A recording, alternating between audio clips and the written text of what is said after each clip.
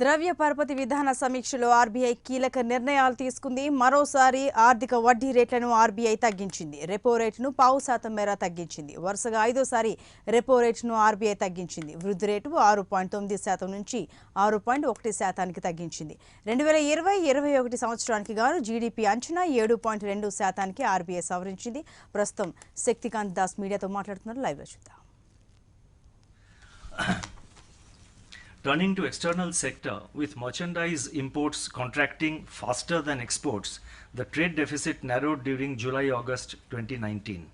Higher net services receipts and private transfer receipts helped contain the current account deficit to 2% of GDP in Q1 1920 from 2.3% a year ago. On the financing side, net foreign direct investment rose to $17.7 billion in April to July 2019 from $11.4 billion a year ago.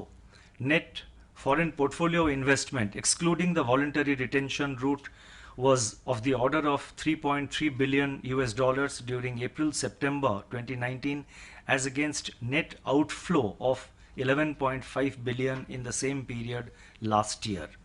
Net disbursals of external commercial borrowings rose to $8.2 billion during April-August 2019 as against net repayments of $0.2 billion during the same period a year ago.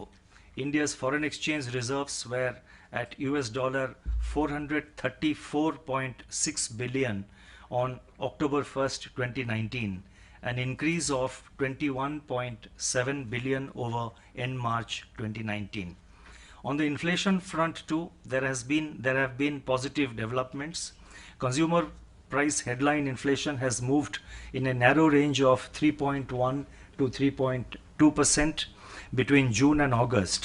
While food inflation picked up, fuel prices moved into deflation, and inflation excluding food and fuel softened in a broad-based manner in August and offset the firming up of food prices.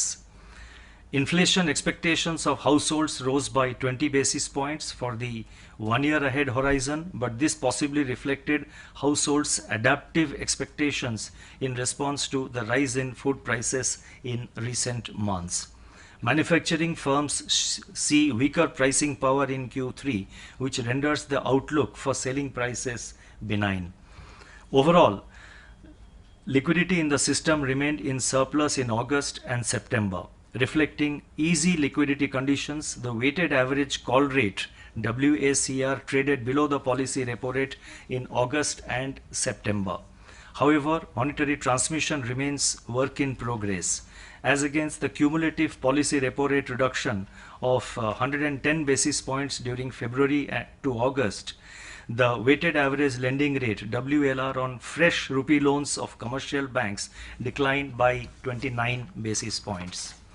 Taking into account these developments and the impact of recent monetary policy rate cuts, the MPC has revised CPI inflation projections slightly upwards to 3.4% in Q2 1920, but retained its projections for H2 1920 at 3.5 to 3.7%. For Q1 2021, inflation is projected at 3.6% with risk